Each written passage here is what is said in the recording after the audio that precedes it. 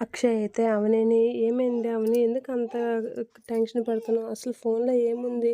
ఎందుకు ఫోన్ గురించి అలా అడుగుతున్నావు?" అనేది అడుగుతూ ఉంటాడు. ఆ మాటలకి స్వాతి రూమ్‌లో ఫిక్స్ చేసిన సీసీ కెమెరా నా ఫోన్‌కి కనెక్ట్ చేసుకున్నానండి కానిస్టేబుల్ పర్మిషన్‌తో అనేది అంటూ ఉంటుంది. అంటే అందులో వీడియో చూస్తూ షాక్ అవుతూ ఉంటుంది. అక్కడ స్వాతిని ఎవరో చంపబోతున్నారని చూసి షాక్ అయ్యి అక్షయ్, అవని అయితే షాక్ అయ్యి ఎవరసలు స్వాతి రూమ్‌లో ఎవరు లేరేంటి?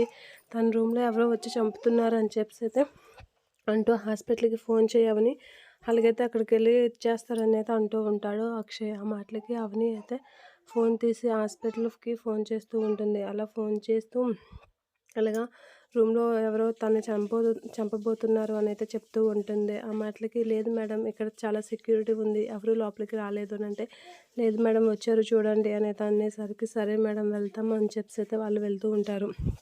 అలా వెళ్తూ రూమ్‌కైతే వెళ్తూ ఉంటారు. అక్కడికి వెళ్తూ ఆమెను చూడగానే కానిస్టేబుల్‌ని పిలుస్తూ ఉంటుంది ఆవిడ. అలా కానిస్టేబుల్ వాళ్ళిద్దరూ కలిపి చాలా స్పీడ్‌గా రూమ్‌లోకైతే వెళ్తూ ఉంటారు. అక్కడికి వెళ్ళగానే పల్లవి స్వాతిని చంపబోతూ ఉంటుంది. అలా చంపబోతూ "ఎవరు నువ్వు? ఎందుకు ఇలా చేస్తున్నావు?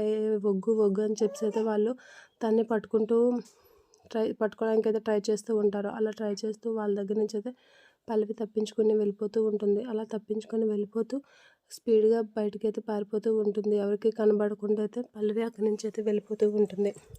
ఇక కానిస్టేబుల్ ఆవిడ పల్లవిని వెంబడించి పట్టుకోవడానికైతే ట్రై చేస్తూ ఉంటారు. అయినా తను తప్పించుకొని వెళ్ళిపోతూ ఉంటుంది.